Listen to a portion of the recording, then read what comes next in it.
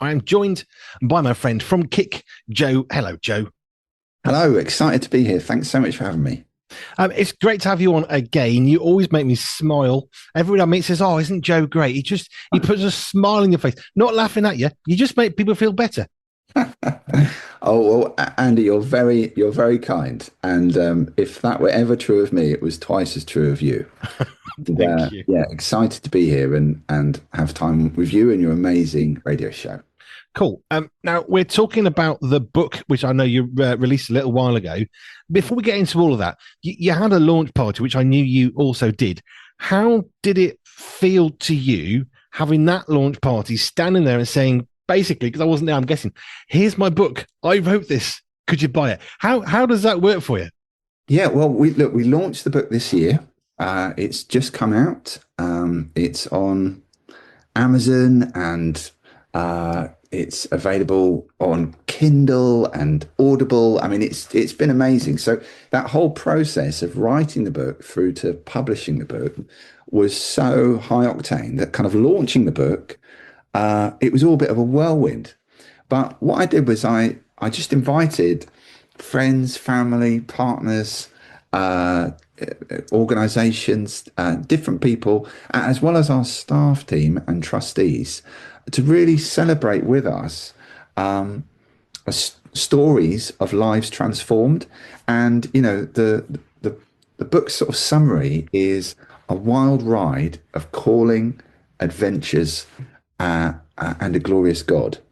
And really, to launch the book was the icing on the cake because we had a story to tell about those three things: lots of adventures, lots of examples and testimonies, 40 different case studies, but ultimately to give glory to a glorious God. And so when we had the book launch, it kind of all somehow came together. We had 112 people come. We did it at our spiritual home, Holy Trinity Richmond Church. And essentially, the wonderful Phil Knox from the Evangelical Alliance, he came down, he compared it. He really took the reins and sort of interviewed me, got me to read a few extracts, and then opened it up to the floor for Q&A. And so that kind of, it all kind of just ran like clockwork. We had somebody who event organized it. She did a brilliant job, Maggie, and she got a cake with the kind of face of the book on it, and so that was really fun to give cake out at the end and have a celebration. But yeah, it was a special time. It was very humbling. But the main thing I wanted to reflect on was that this was a book of 40 authors, not just me. And so this was a celebration of what each person had contributed to the book: staff, present, past, trustees, present, past, volunteers, present, past, partners, present, past. But it was also really a book of testimony about what God had done in our organization. And so really it was as much his as it was ours. Perhaps this isn't the official way of doing this, but I just thought it was more interesting to think about the launch because I know when I spoke to you before, you'd not written a book before, so that's a big deal. It's your very first book, and you're launching a book like that. I mean, there's a lot of work, but let's just, I mean, show us the book. What's the book called? Yeah, yeah. So the book is called Kick's Story, and it's a summary of really 40 testimonies of what God has done in our organization across the last 20 years, lives of transformation with children and young people, but also how we've experienced some of the spiritual secrets that God has revealed to us as we've encountered him along the journey. And, if I give you an example, how I was called to come to Kick from being a principal of an outstanding school in Tower Hamlets. And I resisted it for a year. And then he really clearly spoke to me about stepping out in faith. And so I resigned, gave them 12 months to replace, 10 months to replace me. And in that time, uh, I, I, I sat down to watch The Passion of Christ on Good Friday, as any former film student might do. And as I was watching that film, I got I'd heard about this organization called Kick that did sport, mission, and education. And I thought, well, I'm trained in education, I believe in mission, and I really love sport. Maybe I should apply to them to see if they've got any jobs going. And then I thought, no, no, no, it's Good Friday. I won't message them. I'll wait until Tuesday after the long bank holiday. So I sat back down to watch the film. I got up to grab a drinks break halfway through, and I checked my phone, and the chair of Kick had emailed me saying that their director had resigned the previous day. They'd met that morning to pray and talk about closing down the organisation. And whilst they were praying, would I ever consider leaving my job to come and work for them? I couldn't believe it. I said, "You've emailed me. I was about to email you." And so we went through a process, and it was just a part of knowing that I was called to come to Kick. And there are many other examples like that where God has just been moving different pieces of jigsaw together to enable mission to happen. It is thy kingdom come, not anybody else's. And what we've just found is that as God's brought together the organization, it's had his fingerprints all over it. And so there are a number of examples like that. We talk about some of the spiritual application of learning from Moses and the way he was called at the burning bush. As you may not have appreciated, I hadn't until I really looked into it. He was an unconvicted murderer, Moses. When he was called at the burning bush and God says, "You're standing on holy ground," he may have felt like at that moment, the game's up. I'm about to die for my crime. And yet, God calls him and answers the desires of his heart to free his people from slavery. And so what a turnaround, but what a calling at the burning bush. That does not happen every day. And so again, listening and obeying the call of God is really important for us all to understand the individual unique works that we've all been called to do. And so again, those things have just inspired us. And so the way the book is designed is it's based around our 5 values: aspiration, compassion, excellence, intention, and integrity. And then each of those sort of 5 sections are split into 2 chapters each. One that has stories, for example, of aspiration, but also spiritual application of aspiration. 2 around compassion stories and spiritual application.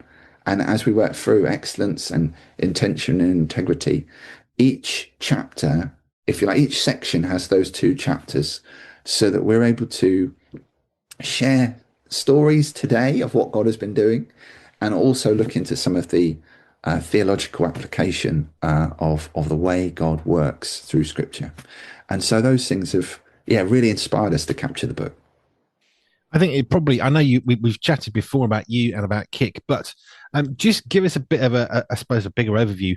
What is Kick all about? You've talked about sport and you talked about mission, but what's the day-to-day working of Kick? Yeah, so our mission is to transform young people's lives with God's love through sport and support. And so what that simply means is that we go into schools and we do 4 things: physical education, so 25 different sports; transformational street dance, so 15 different dance disciplines; solutions-focused mentoring for the most challenging kids in the school; and then schools-based chaplaincy. And we've been really inspired with the way that work has grown in schools. And we've partnered with churches to train up volunteers to run extended sport or dance coaching in the evenings at the weekends, called Kick Academies, that are run by their volunteers and enable children and young people to not only experience our work in schools, but also through churches. And so it's been an exciting journey. We've grown from 7 staff to 97 in the last 8 years. And along that way, we have grown nationally from just being in 6 boroughs in London to being in 28 boroughs in London and 8 regions of the UK. And we now work with 30,000 853 young people a week. So it's been a miracle, really. And Kick's story gives you a few of the principles, a few of the stories along the journey, but most importantly, a little insight into some of the spiritual secrets of God's ways, how He is a master builder, for example. That's a whole chapter in the book about how He really cares about the plans He has for us. And you know, when He built the temple, He cared exactly about every single possible material that was used.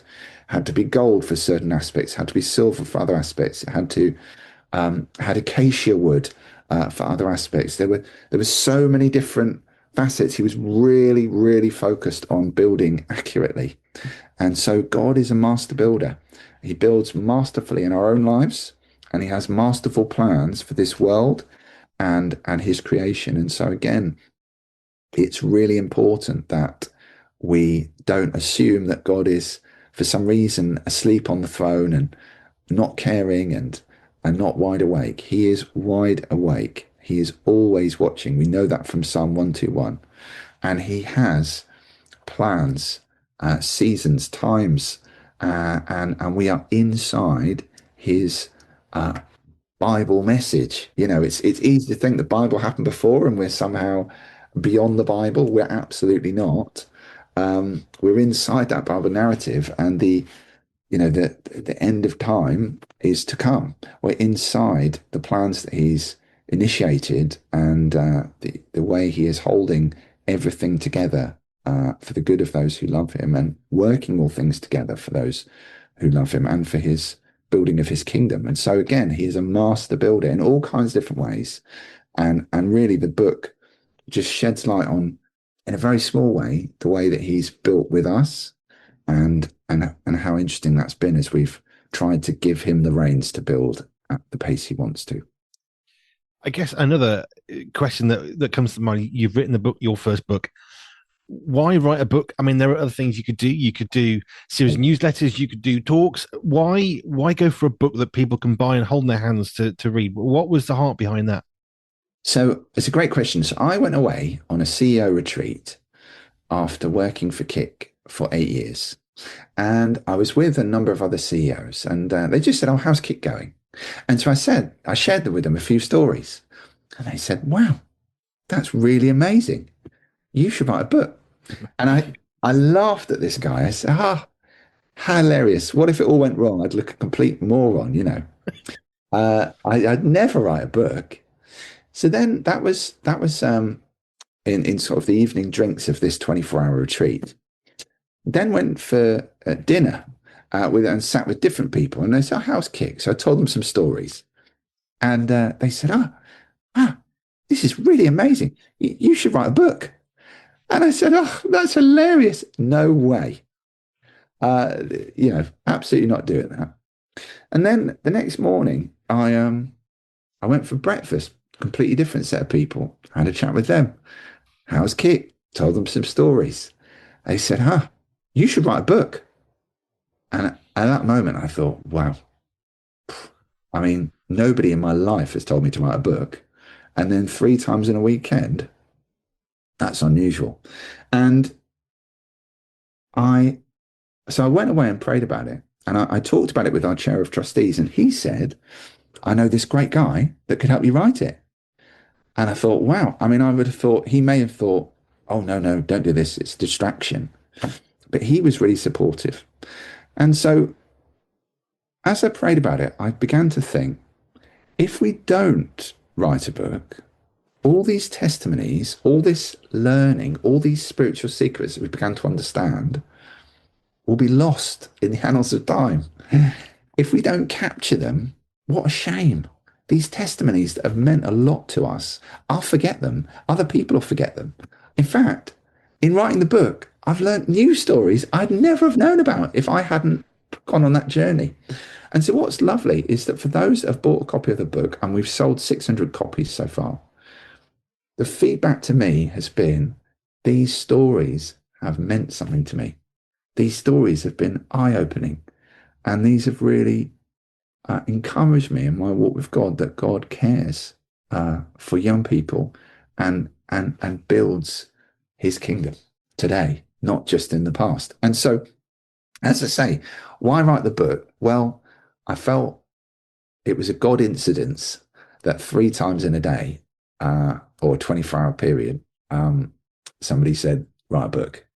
And so when we started the book writing course, uh, it was amazing. I mean, it was a 10-week course, and you spend 3 weeks preparing, and then you spend 6 weeks writing, and then a bit of time afterwards editing, and you got the draft manuscript of a book. I mean, it was amazing. And I couldn't believe how quickly it was possible to write a book, but it really was. And I've been astonished as well. People have been saying, "Oh, books will go out of fashion." Da, da, da. More books are written today than ever in history. And so again, books would continue to be popular. But for us, I guess the book is a cultural artifact of Kick's story, and so is valuable to us both uh, today, but also for staff joining our organisation to know a bit about our history and our roots. And I hope that that always continues to give glory to God. I feel about CDs and music the same way I do about magazines online and in print, or books online and in print. We know we can buy a CD. We know we can go on to, there's all sorts of streaming services, and you can listen to your music. But here's the thing we've discovered: sometimes those CDs, well, one, they're better quality, it sounds better at home. Two, the music that you've listened to isn't suddenly on the streaming service because there's been a reason it's gone, so you now can't listen to it. It doesn't sound the same. Yeah, we know you can, but CDs, they are still better. I mean, cassette tapes in the day, or vinyl before that. And it's the same with books or magazines. I mean, I create a magazine every month, and it goes out in print and online. And people say, well, but the online one's really cheap and free. Well, yeah, and we made it free for everybody. But do you know what? I like holding something in my hand in the same way I've got books, which I've got favorite pages. Brother Andrew from Open Doors, those books have got double creases, and I've got points I'm trying to remember. And you cannot do that and engage digitally in exactly the same way as you can physically or audibly with a CD. And this is the thing. I love digital. I run a digital radio station in a digital magazine.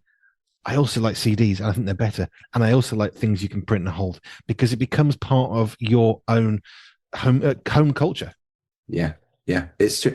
And again, there are different things, aren't there? I've found all my Bible reading now, I do on my iPad, because I can easily highlight, cut and paste into notes to then prepare for talks and sermons. So it's one of those funny things, but equally there is something about holding the Bible in your hand and reading through it, turning the pages. You know, there's something. Again, it's good to have a mixed economy, isn't it? Lots of different options and Yeah. ways. We're very fortunate to have so many opportunities. But again, it's where we wrote the book, we wanted to have a Kindle version as well as a soft copy version, a hard copy version, as well as an audible audio book. And so again, these were important things for us to put together, because in my reading as a dyslexic, I personally find I as an audio or audible learner, I can listen at twice the speed or one and a half the speed than I can read in, if you like, in with a paper copy. So it was important for me as a neurodiverse person to embrace audiobooks, because in the last 3 years I've had a reading revolution. I previously would maybe read 1 or 2 books a year. Uh, so I set myself a goal to try and read 12 books in a year. And I found audiobooks. And so I managed to do a book a month. And I was so proud of myself. I did 12 in a year. I couldn't believe it. And then I set myself the same target the following year, and I read 52. I read a book a week. I couldn't believe it. And then last year, I thought, well, I'll maybe try and match that target of 50 books. I read 75. I felt so liberated by being able to reclaim time when I would have been driving, on the train, on the tube, gardening, walking somewhere that would might have been dead time to be listening to a book. And so again, it's had a new lease of life for me reading through writing a book and looking, as you say, at these diverse types of media that that there's a special place now for maybe different ones of us in different types of media, isn't there? And as I say, my personal favorite now is audiobooks. Which is great. I'm trying to get the book I published last September on audiobook. We're not quite there, but I want to give people options. I love a book I can hold. I love Yeah. listening to radio. I love music, and we have streaming services in the house. But I also like a CD that I can stick on because it's like an old friend, or Yeah. opening that book that has a certain smell because you killed a fly with it that one day and there's a little smudge. It brings back memories. Wow. Wow. We're fully sensory people, aren't we? And Oh, smell and and then touch, some. it's certainly all those kind of things trigger deep, deep memories, don't they? And no, I'm right with you. It's a family friend, the book. Yeah. But the fact we can offer other options for people is brilliant. Like yourself, with dyslexia, the ability to listen is important. I can skim read really fast. I can just look through a book and I know the page. Not everyone has that skill. I don't even know where that one came from. But I mean, Audible, I like listening. Yeah. What a gift. It's a real blessing to have that. And I fully agree. It's about finding your place in the way you want to read and not letting other things hold you back. Like as I say, I thought I'd never have read The Lord of the Rings, and now I've read all three of them. And I what a treat, but it's a good 24 hours audiobook each one of those. But it was great to get through them and not be overawed by it. In terms of the book, you're talking about finding your place. Why would we want that book to find a place in our lives and our heart? How is that going to help us? Yeah, well, I think, I mean, if I could just tell you some of the things that people said about the book, that might be helpful. So Warren Evans, CEO of Sports Chaplaincy UK, he said, Kick Story is a must read for anyone involved in youth work, sports ministry, or community service, exemplifying what's possible when faith is put into action. Or Ruth Jackson from Premier, she said, Kick's journey will inspire anyone passionate about the emerging generation that change is possible, hope is coming, and joy can be experienced in the present. And then Les Isaacs, founder of Street Pastors, he said, if we are going to reach this generation of young people, we need vision, faith, and action. Kick Story is a challenging and inspirational journey. And so, again, I think that's encouraging that other people have read it and felt that way about it. And so, again, my hope would be that this would be a book of transformation, a book that would encourage about what God has done through Scripture, but also what God has been doing in the recent past with Kick, but most importantly, what God wants to do with you today and those around you to transform a generation of young people. And again, that would be something that I hope would be inspiring for each of us. I just wanted to touch on the stories that you've included because you said it's not just one author, it's like 40 authors in the book, plus the person who wrote it. How did you go about finding them? If you got emails, here's what I think, and you just were able to transcribe it in, or did you have to go around and meet people? How did that come about? Yeah, no, well, what was lovely was I lined up a load of case studies, some that I knew and some that I sort of reached out to people and said, could you tell me your favorite story of your time at Kick, or when God did X? And what was lovely, we had many of our current brilliant staff contribute, and trustees, but also I reached out to former trustees, founding trustees and coaches of the organisation. One of our former coaches who's now a pastor in Bavaria, in Germany, and it was just lovely, so lovely to hear back from them a number of the stories. And there was one story that I really wanted to share with you, which was from a former coach who's now in Portsmouth. His name is Davy Murphy, and I'll read this to you if that's okay. It's he worked with the mentee who had existential depression, and I'll just read this extract that he put together.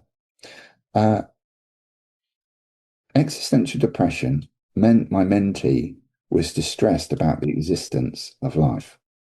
It took time to build trust, but once this was established from a place of compassion, she opened up to me that she had left her house at midnight, gone to a bridge overlooking a dual carriageway to throw herself off. She got cold feet and decided to go home.